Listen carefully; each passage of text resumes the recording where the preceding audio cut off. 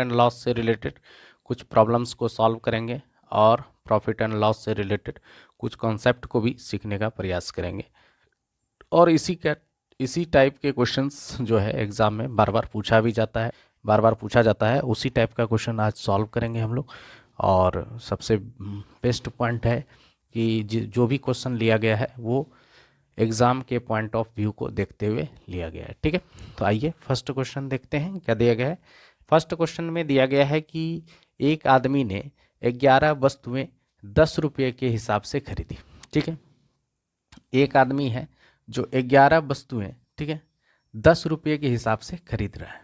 ठीक है, ठीक है, तो यानी कहने का सेंस हो गया यहाँ पे वस्तुएं हमारे पास कितना है, वस्तुएं हैं, ठीक है, वस्तुएं हैं हमारे पास 11, ठीक है, जिसका वो कीमत ले रहा है, ठीक है, कीमत कितना ले रहा है, 10 रुपये ले रहा है। ठीक है, तो यानी ये क्रय मूल्य है। क्रय मूल्य क्या है, क्रय मूल्य है, ठीक है, क्रय मूल्य जो 11 वस्तु का है वो 10 रुपया है।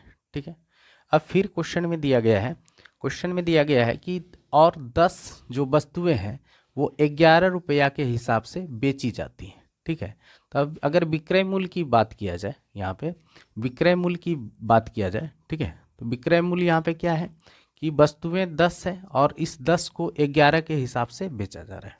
ठीक है, यानी 10 वस्तु को 11 रुपया में बेच दिया गया है। ठीक है, और 11 वस्तु को 10 रुपया में खरीदा गया है। तो देखिए यहाँ पे अब वस्तुएं देखिए यहाँ पे डिफरेंट। ठीक है, सबसे पहले इस टाइप के क्वेश्चन में आपको ये बात ध्यान देना है कि यहाँ पे वस्तुएं जो होना चाहिए बराबर होना चाहिए। ठीक है, कैसे, क्योंकि जितना वस्तु आप खरीदते हैं उतना ही सेल कीजिएगा, तभी तो आपको प्रॉफिट एंड लॉस कैलकुलेट करने में आसान होगा। ठीक है, तो आप आसानी से फिर प्रॉफिट एंड लॉस कैलकुलेट कर सकते हैं। तो सबसे पहले हम वस्तुएं को बराबर करते हैं। तो यहाँ पे 11 है और यहाँ पे 10 है, तो हम क्या करते हैं, इसको 10 से मल्टीप्लाई कर देते हैं और इसको 11 से मल्टीप्लाई कर देते हैं। देखिए जब आप 10 से इधर मल्टीप्लाई कर रहे हैं तो इधर भी 10 से आपको मल्टीप्लाई करना है। ठीक है, और नीचे में देखिए 11 से मल्टीप्लाई कर रहे हैं तो यहाँ पे भी आपको 11 से मल्टीप्लाई करना है। ठीक है, तो अब देखिए आपके पास कितना हो गया, 110 वस्तु यहाँ पे भी हो गया और 110 वस्तु यहाँ पे भी हो गया। यानी आप जितने वस्तुएं खरीदे थे उतना ही वस्तुएं आप बेच रहे हैं, जितने आर्टिकल्स खरीदे थे उतना ही आर्टिकल्स आप बेच रहे हैं। ठीक है, अब देखिए कीमत की बात किया जाए तो कीमत यहाँ पे क्या हो गया, 100 रुपया। ठीक है, यहाँ पे क्या हो गया, 10 गुना 10 100 हो गया, 11 गुना 11 कितना हो गया, 121। ठीक है, अब देखिए अगर आप 10 वस्तु का क्रय मूल्य की मतलब 110 वस्तु का अगर क्रय मूल्य की बात करें तो वो है आपको 100 रुपया लगा था, और 110 वस्तुएं का विक्रय मूल्य जो है वो है 121 रुपया। तो इस तरह से आपको लाभ कितना हुआ, देखिए लाभ हो गया आपको, यानी लाभ बराबर क्या होता है, लाभ बराबर होता है, आपको पता होना चाहिए, लाभ बराबर होता है विक्रय मूल्य। ठीक है, विक्रय मूल्य और माइनस क्या होता है, क्रय मूल्य। ठीक है, यही होता है लाभ बराबर। ठीक है, तो आपका विक्रय मूल्य कितना है 121 और जो है क्रय मूल्य कितना है 100। ठीक है, 100, तो इन दोनों के बीच का डिफरेंस कितना हो गया 21। ठीक है, तो इस तरह से हम लोग फार्मूला को भी सीखते जाएंगे। ठीक है, क्योंकि आपके पास फार्मूला जो है ये बेसिक टर्मिनोलॉजी होना चाहिए।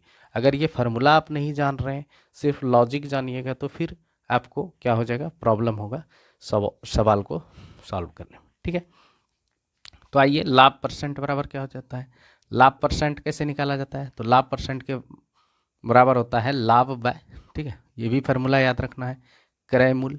ठीक है, क्रय मूल्य इंटू क्या होता है 100%। ठीक है, यही होता है लाभ परसेंट बराबर। ठीक है, तो लाभ परसेंट यहाँ पे कितना हो गया, आपका लाभ है 21 और क्रय मूल्य कितना है 100। ठीक है, इंटू क्या कर दीजिएगा 100 से परसेंट लगा दीजिएगा, 100 कैंसिल हो गया, बचा क्या 21%। तो इस तरह से भी आप बना सकते हैं। ठीक है, बहुत आसान क्वेश्चन है। दूसरा एक और तरीका है, देखिए इसको भी आसानी से सीखिए। दूसरा क्या तरीका है कि अब यहाँ पे देखिए एक तरफ लिखिए वस्तुएं, ठीक है, एक तरफ आर्टिकल लिखते हैं, आर्टिकल्स लिखते हैं। ठीक है, एक तरफ लिखते हैं हम लोग प्राइस उसका। ठीक है, प्राइस, आर्टिकल्स मेरे 11 है और कीमत है 10। ठीक है, ये जब हम परचेज कर रहे हैं, ठीक है, यानी खरीद रहे हैं। ठीक है, क्रय मूल्य जो है 11 आर्टिकल का क्रय मूल्य 10 रुपया है। ठीक है, और फिर 10 आर्टिकल्स का जो विक्रय मूल्य है वो 11 रुपया। ठीक है। तो इधर से क्रॉस मल्टीप्लाई कीजिए, तो आर्टिकल के तरफ देखिए कितना आ गया 121, क्रॉस मल्टीप्लाई किए तो 11 गुना 11 21, और प्राइस के तरफ कितना आ गया, प्राइस के तरफ आया 10 दसाई 100 रुपये। ठीक है। तो ये जो प्राइस के तरफ आता है वो हो जाता है सीपी, और जो आर्टिकल के तरफ आता है वो हो जाता है एसपी। लेकिन सबसे बेस्ट तरीका है, आपको कोई भी कन्फ्यूज़न नहीं होगा, इसमें 100% एक्यूरेसी आएगा, ये भी 100% एक्यूरेसी आएगा। तो यहाँ पे भी देखिए 21 रुपये का प्रॉफिट हो गया, ये एसपी होगा, आर्टिकल के पास एसपी और प्राइस के पास सीपी, ये हर हमेशा याद रखना पड़ेगा और इसी प्रोसेस से आपको बनाना है। तो यहाँ पे देखिए क्रॉस मल्टीप्लाई किए तो 121, दोनों के बीच में डिफरेंस 21 का है, यानी प्रॉफिट आपके पास 21 आ गया। प्रॉफिट परसेंट बराबर प्रॉफिट अपॉन सीपी इंटू 100% होता है। तो यहाँ पे प्रॉफिट कितना है 21, सीपी 100 है, 100% लगा दीजिए, 100 100 कैंसिल, यहाँ पे भी 100% आ गया। ये इस तरह से भी आप आसानी से बना सकते हैं। तो इस क्वेश्चन का आंसर कितना हो गया 21%। ठीक है, बहुत आसान क्वेश्चन है। ठीक है, तो आइए फिर नेक्स्ट क्वेश्चन को देखते हैं। इसी टाइप में हम लोग सारे क्वेश्चन को धीरे धीरे करके, हर टाइप का क्वेश्चन प्रॉफिट एंड लॉस में जो भी एग्जाम में पूछा जाता है उसी टाइप का हम लोग क्वेश्चन को यहाँ पे क्या करेंगे, रिवाइज करेंगे। ठीक है, तो आइए नेक्स्ट क्वेश्चन को सॉल्व करते हैं। नेक्स्ट क्वेश्चन देखते हैं। नेक्स्ट क्वेश्चन भी काफ़ी इंपॉर्टेंट है। ठीक है, इसको भी आसानी से हम लोग सॉल्व करेंगे। ठीक है, तो इसी टाइप का एग्जाम में बार बार क्वेश्चन पूछा जाता है। ठीक है, तो इस टाइप के क्वेश्चन अगर आप सॉल्व करते हैं, प्रैक्टिस करते हैं, तो फिर एग्जाम में आपको कुछ भी प्रॉब्लम नहीं होगा, आप आसानी से भी किसी भी टाइप का क्वेश्चन को सॉल्व कर पाएंगे। ठीक है, तो आइए देखते हैं क्या दिया गया है क्वेश्चन। क्वेश्चन दिया गया है कि एक आदमी किसी वस्तु को 25% लाभ पर बेचता है। ठीक है, 25% लाभ पर वो किसी वस्तु को बेच रहा है। ठीक है, अब उसके बाद कंडीशन क्या दिया गया है, कंडीशन दिया गया है कि अगर उसने इसे 900 रुपया कम में खरीदा होता, ठीक है, यानी 900 रुपया कम में वो खरीदता, ठीक है, और 900 रुपया कम में बेचता, ठीक है, 900 रुपया कम में बेचता, तो उसे जो है 5% का अतिरिक्त लाभ होता।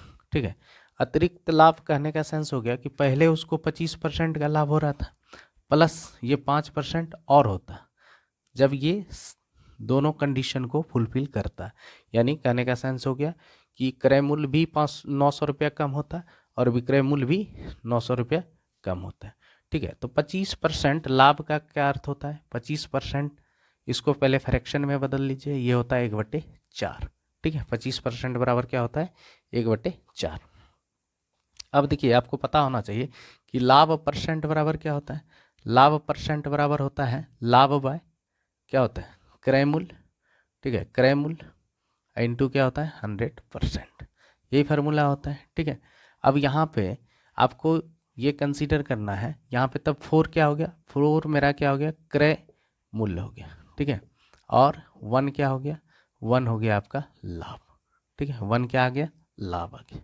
ठीक है, तो विक्रय मूल्य कितना हो जाएगा, अगर क्रय मूल्य हम कंसीडर करें, क्रय मूल्य हम लोग मान लें कि 4x है, तो विक्रय मूल्य मेरा क्या हो जाएगा, विक्रय मूल्य, ठीक है, विक्रय मूल्य क्या हो जाएगा 5x हो जाएगा। यानी ये क्रय मूल्य 4 था, तो प्रॉफिट कितना था 1, तो यहाँ पे विक्रय मूल्य क्या हो जाएगा 4 + 1, ठीक है, तो 5 हो जाएगा। तो अगर हम क्रय मूल्य 4x माने तो विक्रय मूल्य क्या हो गया 5x। ठीक है, अब क्या कंडीशन दिया गया है कि अगर वो 900 रुपया कम में खरीदता, ठीक है, यानी 4x - 900, ठीक है, और वो 900 रुपया कम में बेचता 5x - 900, ठीक है, तो उसको क्या होता 5% अतिरिक्त लाभ होता है। ठीक है, यानी 25 5 30% का उसको लाभ होता है। तो 30% का मतलब क्या हो गया लाभ, यानी 30% लाभ का मतलब हुआ कि 4x - 900 का 130% अगर निकाल लें, ठीक है, 130%, ये बराबर है इतना। ठीक है, 130%। ठीक है, अब यहाँ पे देखिए 130% को फ्रैक्शन में चेंज कर दीजिए, तो 100 से डिवाइड कर दीजिएगा, फिर ये 0 और 0 कैंसिल हो गया, बचा 13/10। अब इसको मल्टीप्लाई कर दीजिए। ठीक है, अब यहाँ पे क्या हो जाएगा क्रॉस मल्टीप्लाई हो जाएगा, 10 से ये पूरा मल्टीप्लाई हो जाएगा, यानी 4x - 900, ठीक है, इंटू क्या हो जाएगा 13, ठीक है, इक्वल टू क्या हो जाएगा यहाँ पे 5x - 900। ठीक है, इसको सॉल्व कर लीजिए, x का वैल्यू आ जाएगा, तो आपको क्रय मूल्य आसानी से पता चल जाएगा। ठीक है, तो यहाँ पे 10 से मल्टीप्लाई कर, ठीक है, इसको कर दीजिए 13 × 52 x 13 17 से 117, ठीक है, यानी 11,700 आ गया इधर। और इधर क्या हो गया, 10 बचे 50 एक्स माइनस 10 नमा 90, यानी 9,000 आ गया इधर, ठीक है। इस 50x को इधर ले आइए, इसको इधर ले आइए, तो क्या हो गया 2x बराबर, यानी यहाँ पे माइनस है, ठीक है, ये हो जाएगा -9,000, अब प्लस हो जाएगा 11,700, ठीक है। इसको माइनस कीजिएगा तो कितना हो जाएगा 2700, ठीक है। 2x बराबर आ गया 2700, x बराबर आ गया 1350। x का वैल्यू अगर 1350 आ गया है तो आपसे क्या पूछा है, क्रय मूल्य पूछा है। क्रय मूल्य क्या हो जाएगा 4 × 1350। जब इसको मल्टीप्लाई कीजिएगा तो कितना आ जाएगा 5400, ठीक है। तो इसको मल्टीप्लाई कीजिएगा तो कितना आ जाएगा 5400। बहुत आसान क्वेश्चन है, लेकिन इससे अब कोई तरीका नहीं है कि इसका शॉर्ट तरीका से हम सॉल्व करें, कोई भी तरीका नहीं, ठीक है। इसको आसानी से ऐसे ही बनाया जा सकता है और एक्यूरेसी भी होगा। जब आप प्रैक्टिस करोगे तो और भी तेज़ी से बना पाओगे, ठीक है। तो इसका आंसर कितना हो गया 5400, ठीक है। तो आइए फिर नेक्स्ट क्वेश्चन को सॉल्व करने का प्रयास करते हैं। इसी टाइप का क्वेश्चन बार बार पूछा जाता है, ठीक है। प्रॉफिट एंड लॉस में और भी अच्छे अच्छे लेवल का क्वेश्चन कराएंगे, ठीक है। तो देखिए, ठीक है, आइए नेक्स्ट क्वेश्चन देखते हैं। दिया गया है, ये भी अच्छा क्वेश्चन है, ठीक है। इसको भी हम लोग आसानी से सॉल्व करने का प्रयास करेंगे, ठीक है। तो आसानी से सॉल्व करेंगे और जो भी कॉन्सेप्ट यूज होगा वो सारे कॉन्सेप्ट को सीखने का भी प्रयास करेंगे, ठीक है। तो आइए देखते हैं क्या क्वेश्चन दिया गया है। क्वेश्चन दिया गया है कि 12 वस्तुएं का विक्रय मूल्य 12 वस्तुएं का क्रय मूल्य है 9 वस्तुएं के विक्रय मूल्य के बराबर है, ठीक है। यानी 12 वस्तु का क्रय मूल्य जो है, 12 वस्तु का क्रय मूल्य यानी सीपी जो है वो बराबर है 9 वस्तु के कितना एसपी के, ठीक है। इतना बराबर है, ठीक है। तो आइए इसको पहले सॉल्व कर लेते हैं। यहाँ पे देखिए, एसपी को इधर ले आते हैं, 12 को इधर ले आते हैं, तो सीपी बाय एसपी बराबर क्या हो जाएगा, यहाँ पे 9/12, 3 तिया 9, 4 तिया 12, क्या हो गया 3/4, 3/4 आ गया। यानी सीपी मेरा कितना आ गया, सीपी आ गया 3 और एसपी आ गया 4। तो यहाँ पे प्रॉफिट कितना होगा, प्रॉफिट बराबर हो गया 1, ठीक है। प्रॉफिट कितना आया 1। अब कहता है कि 10 वस्तुओं पर बट्टा, यानी 10 वस्तु पर डिस्काउंट, यानी 10 वस्तु का डिस्काउंट, ठीक है, डिस्काउंट इक्वल टू है 5 वस्तु पर लाभ के बराबर है। तो 5 × प्रॉफिट, ठीक है, इसके बराबर है। समझ में आया, ये दोनों बराबर है, ठीक है। दूसरा कंडीशन ये दिया है। अब देखिए यहाँ पे, तो डिस्काउंट डिस्काउंट डिस्काउंट बटे प्रॉफिट बराबर हम क्या लिख सकते हैं, प्रॉफिट बराबर लिख सकते हैं 5/10, ठीक है। क्या लिख सकते हैं 5/10, ठीक है। 10 वस्तुओं पर बट्टा 5 वस्तुओं के पर लाभ के बराबर है, ठीक है। तो ये हो गया कितना, डिस्काउंट बटे प्रॉफिट बराबर क्या हो गया 5 बटे इतना, तो ये हो गया 5 दूनी 10, ठीक है, यानी 1/2, ठीक है।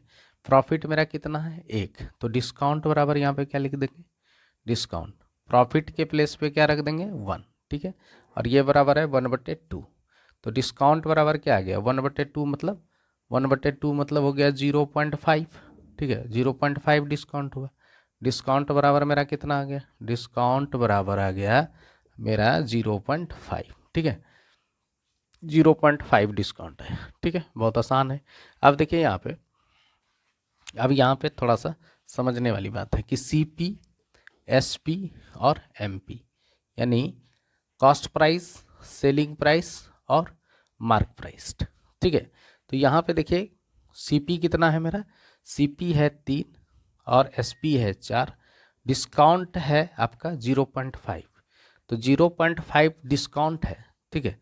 तो एमपी बराबर क्या हो जाएगा, एमपी बराबर हो जाएगा यानी मार्क प्राइस, ठीक है। मार्क प्राइस बराबर क्या हो जाएगा एसपी प्लस डिस्काउंट, ठीक है। तो यानी हो जाएगा यहाँ पे 4.5, ठीक है। कितना आ जाएगा 4.5। अब आपको पूछा है यहाँ पे कि लाभ परसेंट और बट्टा परसेंट में क्या अंतर है, दोनों का बताना है। यानी लाभ परसेंट में, लाभ परसेंट निकाल लेना है पहले, उसके बाद बट्टा परसेंट निकाल लेना है और दोनों का डिफ्रेंशिएट कर लेना है, तो पता चल जाएगा। तो लाभ परसेंट की अगर बात किया जाए यहाँ पे, लाभ परसेंट बराबर क्या हो जाएगा, लाभ परसेंट बराबर क्या होता है, लाभ बटे सीपी, लाभ है 1, सीपी है 3, परसेंटेज लगा दीजिए, 100 से मल्टीप्लाई करके परसेंटेज लगा दीजिए, तो इसका वैल्यू क्या आ जाएगा 33.33% चलते रहेगा, इसी तरह से इतना आएगा।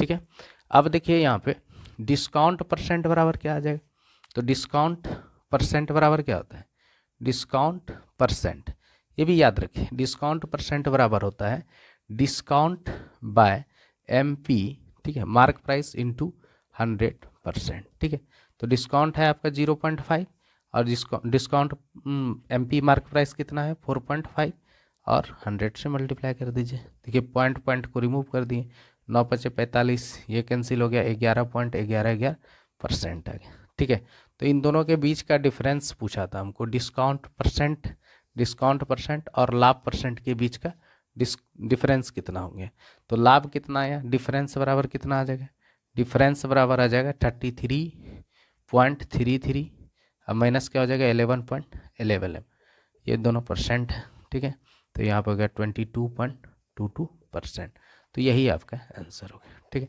इस क्वेश्चन का बहुत आसान क्वेश्चन था। ठीक है, सिर्फ समझने वाला क्वेश्चन था। अगर ये इस क्वेश्चन का कॉन्सेप्ट अगर अच्छे से क्लियर नहीं है तो फिर आप इस क्वेश्चन को आसानी से नहीं बना पाइए। और कुछ नहीं था, आपको अभी बताएंगे लाभ परसेंट, यही सब बेसिक टर्मिनोलॉजी है। अगर आप जिस बच्चे को पता ही नहीं रहेगा कि लाभ परसेंट बराबर क्या होता है, ठीक है, डिस्काउंट परसेंट कैसे लिखते हैं, डिस्काउंट परसेंट का फॉर्मूला क्या है, हम तो डायरेक्टली बना देंगे इससे, तो फिर दिक्कत हो जाएगा। ठीक है, तो आइए फिर नेक्स्ट क्वेश्चन को सॉल्व करने का प्रयास करते हैं। ठीक है, तो आइए नेक्स्ट क्वेश्चन दिया गया है। ठीक है, ये भी क्वेश्चन काफ़ी आसान है। ठीक है, इसको भी आसानी से सॉल्व करेंगे, बहुत आसान क्वेश्चन। ठीक है, लेकिन इसमें एक थोड़ा सा लॉजिक है जो कि समझेंगे। ठीक है, उस लॉजिक को समझने का प्रयास करेंगे। ठीक है, देखिए यहाँ पे क्वेश्चन क्या दिया गया है, दिया गया है कि एक दुकानदार किसी वस्तु को विक्रय मूल्य पर 16, ठीक है, 2/3% लाभ पर बेचता है। ठीक है, तो वास्तविक लाभ परसेंट ज्ञात करें। ठीक है, तो यहाँ पे देखिए 16 जो है, ये 16 2/3% का मतलब क्या होता है, इसको अगर फ्रैक्शन में बदलिएगा तो ये आ जाएगा आपका 1/6। ठीक है, और अगर नहीं करना है तो तुरंत मल्टीप्लाई कर लीजिए, 16 48 2 50, 50/3% था, रिमूव करेंगे तो 100 से डिवाइड करना पड़ेगा, 50 दूनी 100, तो क्या आ गया 1/6।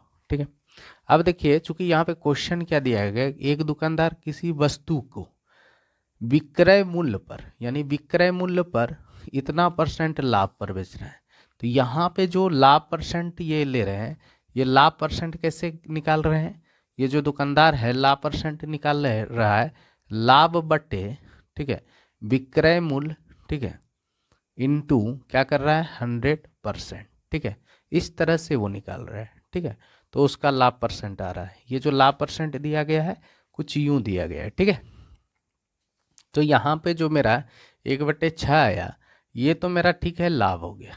ठीक है, लेकिन यहाँ पे 6 जो है, 6 जो आया है वो क्या है मेरा विक्रय मूल्य।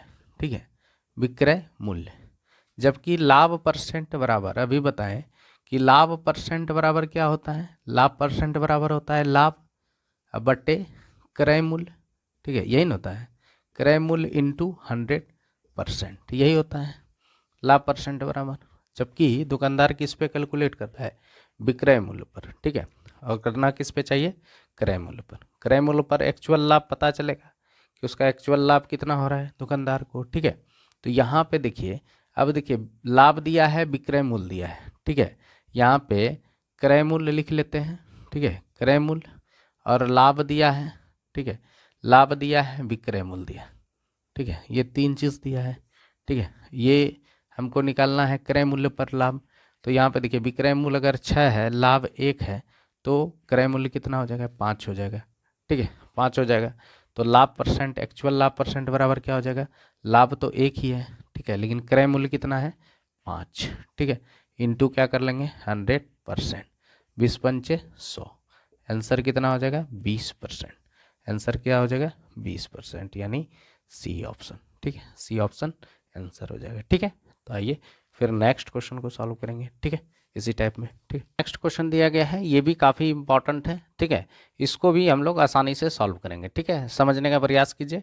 क्या क्वेश्चन दिया गया है? क्वेश्चन दिया गया है कि जब एक वस्तु को 800 रुपया में बेचा जाता है तो उस पर मिलने वाला लाभ जब उसी वस्तु को 275 रुपया में बेचा जाता है तो उससे होने वाला हानि का 20 गुना है, ठीक है। तो ज्ञात करो कि 20% लाभ कमाने के लिए वस्तु को किस कीमत पर बेचना चाहिए, ठीक है। तो यहाँ पे देखिए, आप जब 800 रुपया में बेच रहे हैं, ठीक है, 800 रुपया अगर सेलिंग प्राइस है और दूसरा क्या है, दूसरा दिया गया सेलिंग प्राइस 275, 275, तो आपको इस पे जितना भी हानि होता है, यानी 275 में जब आप बेचते हैं तो जो भी हानि होता है, मान लेते हैं कि 275 रुपया में बेचने पर अगर आप कोई भी सामान 275 रुपया में जो वस्तु यहाँ पे बेच रहे हैं उस पर जो है हानि आपको x रुपया होता है। कितना होता है? x रुपया होता है, ठीक है। तो 800 रुपया पे बेचने पर तो आपको कितना होगा? 20 गुना ज़्यादा, यानी आपको लाभ कितना हो जाएगा? इस पर लाभ हो जाएगा 20x, ठीक है। यानी 275 में बेचने पर कितना अगर हानि हो रहा है x का, तो 800 पर बेचने पर कितना हो जाएगा? 20x, ठीक है, 20x का हो जाएगा लाभ, ठीक है। कितना का हो जाएगा? 20x का लाभ होगा और 275 पर बेचने पर x का हानि होगा, ठीक है। तो आपको पता होना चाहिए कि क्रय मूल्य बराबर क्या होता है। क्रय मूल्य बराबर, क्रय मूल्य होता है कि जब आपको हानि हो रहा है तब होता है विक्रय मूल्य, ठीक है, अब प्लस क्या होता है? क्रय मूल्य। ये भी बातें याद, सॉरी, विक्रय मूल्य प्लस क्या होता है? हानि होता है, ठीक है, क्रय मूल्य बराबर। और जब लाभ होता है तब क्रय मूल्य बराबर क्या होता है? तब होता है विक्रय मूल्य, ठीक है, विक्रय मूल्य माइनस लाभ होता है, ठीक है। तो ये दोनों क्रय मूल्य तो बराबर होगा, क्रय मूल्य उस वस्तु का तो सेम है। ये तो कंडीशन दिया गया है कि ऐसे अगर 275 में बेचते हैं तो आपको x का हानि हो जाता है, अगर 800 रुपया में बेचते हैं तो यानी हानि का 20 गुना ज़्यादा लाभ होता है, ठीक है। तो यहाँ पे देखिए दोनों कंडीशन में क्रय मूल्य क्या है? उस वस्तु का सेम है, ठीक है। तो यहाँ पे क्या हो जाएगा? 800, ठीक है, अब माइनस क्या हो जाएगा? 20x, क्योंकि ये देखिए यहाँ पे विक्रय मूल्य माइनस लाभ बराबर यहाँ पे हानि है, 275 में बेचने पर x का हानि हो रहा है, तो विक्रय क्रय मूल्य लाने के लिए क्या करेंगे? x को ऐड कर देंगे। तो अब दोनों वस्तु का क्रय मूल्य तो सेम है, सॉरी, दोनों वस्तु ने एक ही वस्तु है तो दोनों का एक वस्तु का क्रय मूल्य तो दोनों का बराबर हो जाएगा, दोनों कंडीशन में क्रय मूल्य क्या है? बराबर है, ठीक है। तो यहाँ पे अब इसको सॉल्व कर लीजिए, ये हो गया 21x, 21x बराबर हो गया यानी 800, यानी 21x बराबर हो गया 800 माइनस 275, माइनस कर दीजिए 5 2 और फिर यहाँ पे कितना हो जाएगा? यानी यहाँ पे बचा 7, 7 में अंदर गया 5, ठीक है, 21। तो 21 से इसको कटाइए, x बराबर क्या हो जाएगा? 21 बराबर हो गया 525 बटे 21, 21 दूनी 42 और फिर 21 पंचे 105, x बराबर आ गया 25, 25 आ गया। तो आपसे पूछा था क्या? क्रय मूल्य पहले निकाल लीजिए। तो क्रय मूल्य बराबर क्या हो जाएगा? क्रय मूल्य बराबर हो जाएगा 275 में अगर 25 ऐड कर दें, ठीक है, यहाँ पे देखिए 275 में अगर 25 ऐड किए हैं तो क्रय मूल्य आ गया है, तो कितना आ गया? 300, ठीक है, 300 क्रय मूल्य आ गया। 20% लाभ कमाने के लिए कैसे बेचिएगा? यानी 20% लाभ कमाने के लिए कितना पे बेचा जाए? तो क्रय मूल्य अगर 300 रुपया है तो क्या हो जाएगा? 20% का मतलब हो गया 120% बाय 100, ठीक है। 20% लाभ का मतलब क्रय मूल्य कितना हो जाएगा? 120%। तो ये जीरो कैंसिल, ठीक है, या डबल जीरो यहाँ पे कैंसिल कर दीजिए, ये जीरो बच गया, 12 36 360, तो एसपी कितना हो जाएगा? 360। तो इसका आंसर कितना हो जाएगा? 360, ठीक है। तो आज हम लोग कुछ इंपॉर्टेंट क्वेश्चन देखें प्रॉफिट एंड लॉस से, फिर नेक्स्ट वीडियो में और भी कॉन्सेप्ट को सीखेंगे, ठीक है, प्रॉफिट एंड लॉस से। आज के लिए इतना ही, धन्यवाद।